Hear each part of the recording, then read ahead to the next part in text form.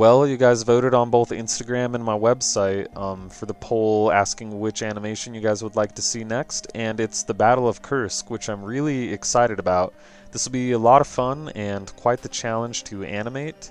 The Battle of Kursk, it was fought on such a massive scale, and it was really the last time Germany would ever be on the offensive in World War II.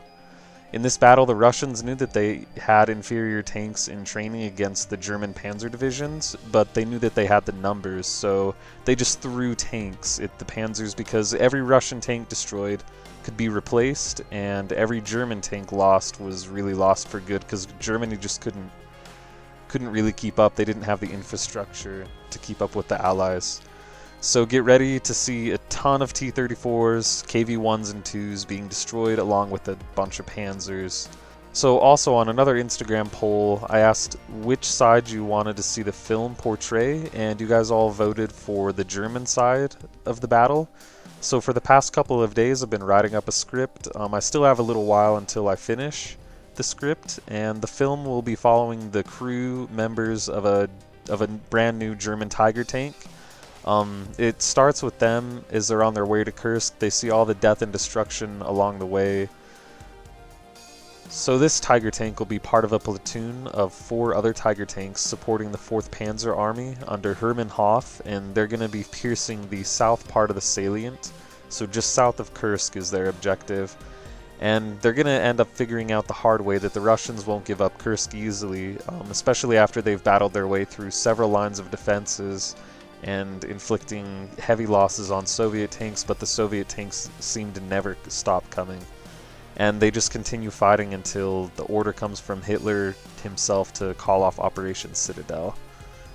So just a few of the things that I've been working on this past week has been trying to rig and animate the tanks in a realistic way. You can kind of see here that I've animated it so when the tank goes to stop, it kind of tips forward like a car does, because if you look here, the tanks in real life, they're kind of just going all over the place.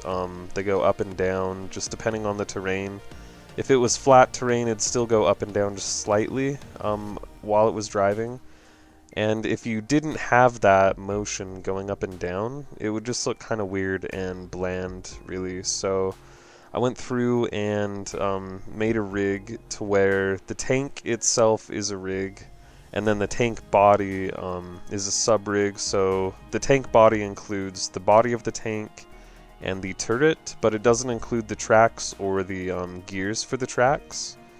And so you can take and move the body independently, the sub-body, so you could rotate it up and down on the y-axis to be able to really just kind of give it that more realistic feel, adding some character to the tank, I guess. It's making it look more realistic. So, and another thing is, I noticed that if the tank is just stopped sitting perfectly still, it just doesn't look that good. Like, it should always be kind of like just barely moving back or something, especially if it's in between gears.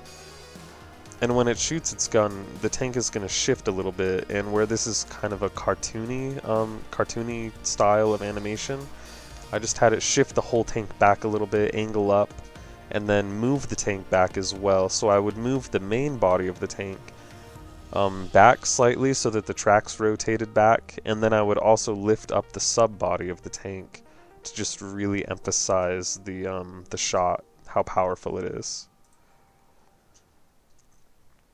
And one way that I noticed to make things look more realistic as well while the tank is driving is I added some noise modifiers to it.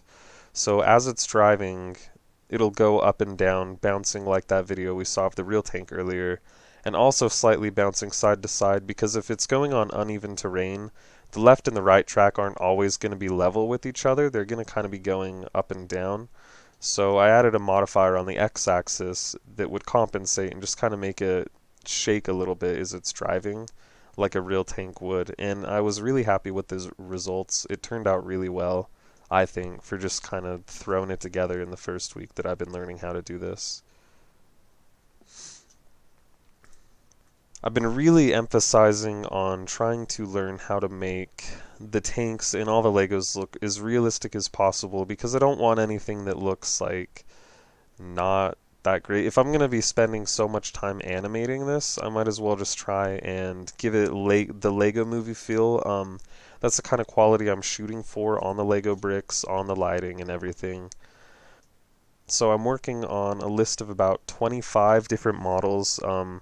There's like Cubles, there's Opel Blitzes, there's a couple Russian trucks, like there's also the Gaz staff cars. So I've been working on getting all those ready, texturing those and getting them ready for animation. So getting them ready means rigging, so I go through, make it so when I move the tank, each each gear will turn along with the tracks or the tires on the car, or to be able to have the barrel go back and forth as it shoots. That's what I mean by rigging. It takes quite a while to do, so it'll be a couple weeks before I have those done. But overall, everything's going really smoothly. I've been also working on landscapes, so I have it so that I can insert a plane and then add a wave modifier to it, like the ocean modifier. I take and add a particle simulation to it, and so it's like a hair particle emulator or emission.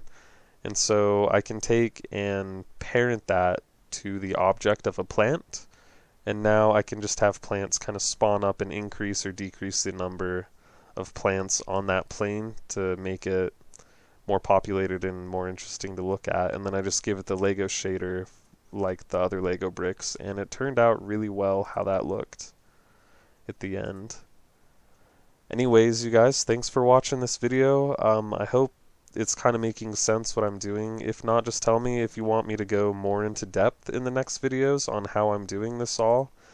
It's just kind of hard to make like a tutorial of everything I've been doing, because these first few things are things that I've been learning over the course of about 5 or 6 months, just of watching Blender tutorials and kind of putting them into action. But if you guys would like kind of a simple breakdown of what I'm doing, or like a quick tutorial video of something, I'd be more than willing to do it if you guys are wanting to watch those. So anyways, thanks for watching, you guys, and stay tuned for the next vlog and the next update video. I'll see you guys then.